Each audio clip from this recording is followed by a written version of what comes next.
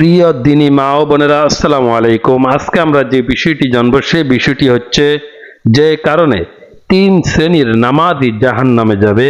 অত্যন্ত গুরুত্বপূর্ণ বিষয়, যে কারণে তিন শ্রেণীর নামাজি নামাজ পড়েও তাহারা জাহান নামে যাবে, অর্থাৎ তিন শ্রেণীর মহিলা রয়েছেন যাহারা নামাজ পড়েও জাহান্নামে যাবে। তো অত্যন্ত গুরুত্বপূর্ণ বিষয়টি জানার পূর্বে অবশ্যই আপনারা আমার চ্যানেলটিকে সাবস্ক্রাইব করে রাখবে। চলুন শুরু করা যাক। নামাজ ইসলামের অন্যতম স্তম্ভ। প্রতিদিন 5 ওয়াক্ত নামাজ পড়া ফরজ, কিন্তু মন গড়াভাবে নামাজ পড়লে নামাজ আদায় হবে না। কোরআন ও সুন্নাহ নির্দেশিত পন্থায় নামাজ আদায় করা জরুরি। তাছাড়া লোক দেখানো নামাজ পড়লেও আল্লাহ তাআলার দরবারে কবুল হবে না। ফলে নামাজ আদায় করার পরও তাদেরকে পরকালে যেতে হবে জাহান্নামে। নামাজি কোনো ব্যক্তিকে জাহান্নামে নিয়ে যেতে পারে এমন তিন শ্রেণীর সম্পর্কে আজকে আমি আলোচনা করব। 1 নাম্বার, যারা অলসতা করে সঠিক সময়ে নামাজ আদায় করে না, তাদের নামাজ কবুল হবে না। তাদের জন্য পরকালে শাস্তি রয়েছে।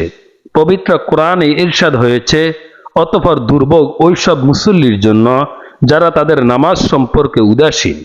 যেই সব লোক যারা নামাজ থেকে উদাসীন ও খেল তামাশায় ব্যস্ত। উদাসীন লোকদের মধ্যে এক দল এমন আছে যারা রুকু সেজদা উঠা বসা যথাযথভাবে করে না, কেরাত, দোয়া ও তাসবিহ যথাযথভাবে পাঠ করে না, কোনো কিছুর অর্থ বুঝে না বা বুঝবার চেষ্টাও করে না। আযান শোনার পরেও যারা অলসতা বশত এবং নামাজে দাঁড়িয়ে অমনোযোগী থাকে। 2 নাম্বার যে বিষয়টি, সেটা হচ্ছে যারা দায় সারাভাবে নামাজ পড়েন এবং নামাজের বিধি বিধানগুলো যথাযথভাবে পালন করে না। আবু হুরায়রা রাদিয়াল্লাহু তাআলা আনহু বলেন, রাসূলুল্লাহ সাল্লাল্লাহু আলাইহি ওয়াসাল্লাম মসজিদে প্রবেশ করেন। তখন জনৈক ব্যক্তি মসজিদে প্রবেশ করে নামাজ আদায় শেষে রাসূলুল্লাহ সাল্লাল্লাহু আলাইহি ওয়াসাল্লামকে সালাম দিলেন। তিনি সালামের জবাব দিয়ে বললেন, তুমি যাও, পুনরায় নামাজ আদায় করো, কেননা তুমি নামাজ আদায় করনি। এভাবে লোকটি 3 বার নামাজ আদায় করলেন। রাসূলুল্লাহ সাল্লাল্লাহু আলাইহি ওয়াসাল্লাম তাকে 3 বারই ফিরিয়ে দিলেন। তখন লোকটি বলল, হে আল্লাহ রাসূল, যিনি আপনাকে সত্য সহকারে প্রেরণ করেছেন তার কসম করে বলছি, এর চাইতে সুন্দরভাবে আমি নামাজ আদায় করতে জানি না, অতএব আমাকে নামাজ শিখিয়ে দিন। অতঃপর রাসূল করিম সাল্লাল্লাহু আলাইহি ওয়াসাল্লাম বললেন, যখন তুমি নামাজ দাঁড়াবে তখন তাকবীর দিবে, তারপর কোরআন থেকে যা পাঠ করা তোমার কাছে সহজ মনে হয় তা পাঠ করবে, অতঃপর ধীরস্থিরভাবে রুকু সিজদা করবে, অতঃপর সোজা হয়ে দাঁড়াবে, তারপর ধীরস্থিরভাবে সিজদা করবে, অতঃপর মাথা উঠিয়ে সোজা হয়ে বসবে। যার প্রত্যেক নামাজ এইভাবে আদায় করবে। অন্য হাদিসে রাসূল করিম সাল্লাল্লাহু আলাইহি ওয়াসাল্লাম ইরশাদ করেন, মানুষের মধ্যে সর্বাপেক্ষা বড় চোর ওই ব্যক্তি যা তার নামাজে চুরি করে। সাহাবীরা জিজ্ঞেস করলেন, হে আল্লাহ রাসূল, সে কিভাবে নামাজে চুরি করেন? তিনি বললেন, যে নামাজে রুকু সেজদা পূর্ণ করে না। রাসূল করিম সাল্লাল্লাহু আলাইহি ওয়াসাল্লামের ভাষায় বড় চোর হচ্ছে যারা নামাজের মধ্যে চুরি করে, অর্থাৎ জীবনে মানুষের ধন সম্পদ টাকা পয়সা চুরি করে।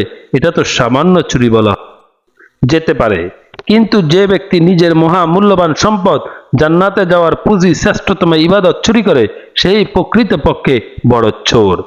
3 নাম্বার, যারা লোক দেখানো নামাজ আদায় করে, আল্লাহ তাআলা বলেন, ওই নামাজের জন্য ওয়াইলুল জাহান্নাম। যারা লোক দেখানোর নামাজ আদায় করে, মুনাফিকরা মানুষকে দেখানোর জন্য নামাজ পড়ে, যেমন মহান আল্লাহ অন্য আয়াতে বলেছেন, নিশ্চয় মুনাফিকরা আল্লাহকে ধোঁকা দেয় আর তিনি তাদেরকে ধোঁকায় ফেলেন।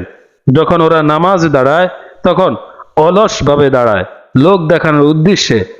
যখন ওরা নামাজে দাঁড়ায় তখন অলসভাবে দাঁড়ায় লোক দেখানোর উদ্দেশ্যে, আর তারা মানুষকে অল্পই স্মরণ করেন। মহান আল্লাহ লোক দেখানো ইবাদতকারী তার আমলনামাকে প্রত্যাখ্যান করেন। হাদিসে কুদসি এসেছেন, মহান আল্লাহ তাআলা বলেন, আমি অংশীবাদিত্বের শিরক থেকে অংশীদারের তুলনা বেশি মুখাপেক্ষী। যে ব্যক্তি কোনো আমল করে তাতে অন্যকে দেখা শরীক করে, তার আমলকে বর্জন করি।